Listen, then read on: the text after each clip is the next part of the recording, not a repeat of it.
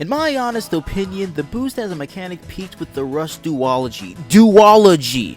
The biggest reason that I hold this opinion is absolutely due to the trick system and how well it plays into the thrill the boost provides. This isn't to say that the boost isn't good on its own merits without the trick system, but ideally I would prefer if you had to earn the boost in ways other than just using the boost, if you know what I mean. The more influence the player has on the boost meter and how it fills, the better, and Rush gives you the most influence in that regard out of any of the boost titles. Conversely, however, arguably one of the Rush game's greatest flaws is the screen crunch that can result in cheap shots from the number of blind spots you have, which can really hurt your flow.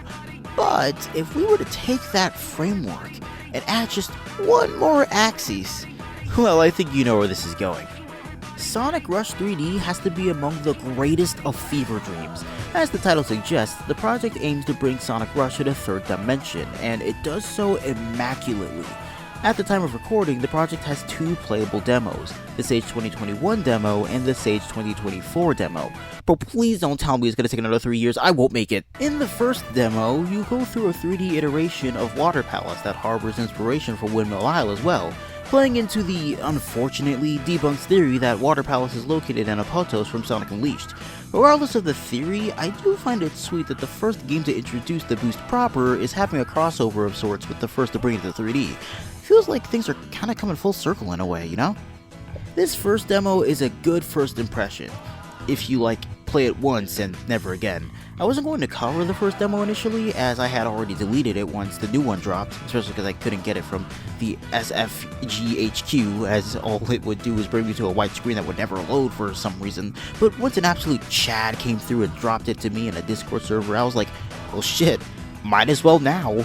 The more I play through this demo, the more newfound issues I have with it, ones that never came up when I first played it. For one, Sonic doesn't feel the best. It's hard to word it exactly, but it feels like Sonic isn't really grounded at high speeds. It feels like he's just kinda gliding around.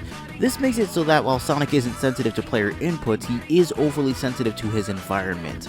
There are so many instances where I do so much as twitch and Sonic gets sent careening off the stage's edge, and that's not an exaggeration. This section here, meant to be 2D, but I twitched the analog stick during the automated section and oops, all 3D. Shoot, sometimes I don't even need a twitch. I guess I just be moving too fast at times and oh, there he goes!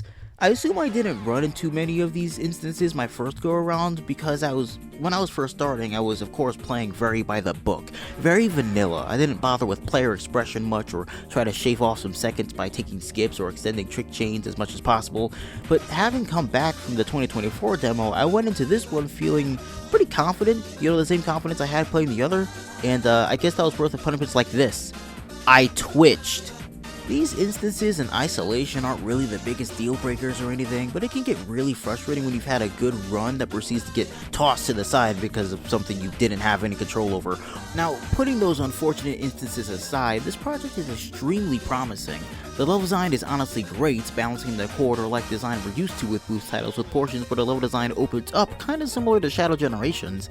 The level design is so damn impressive, its length is even something to awe at. Sonic Team seems to have had a tough time making long boost stages until Shadow Generations, and even then that can somewhat be attributed to the fact that you're so damn slow in that game. Here, not only are you fast as fuck, but the level still takes you a bit despite that.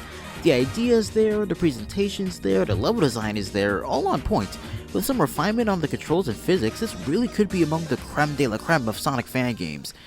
Man, if only we had that!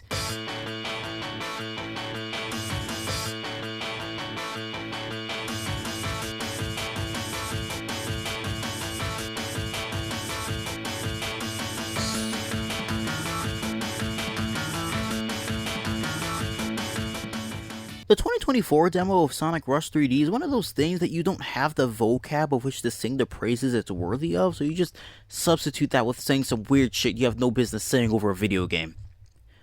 Why does this demo get me so bricked? Everything feels so right here! Sonic's slippery glide thing that has him flying at the slightest bump is a bygone issue, which simultaneously makes the boost feel more powerful and weighty.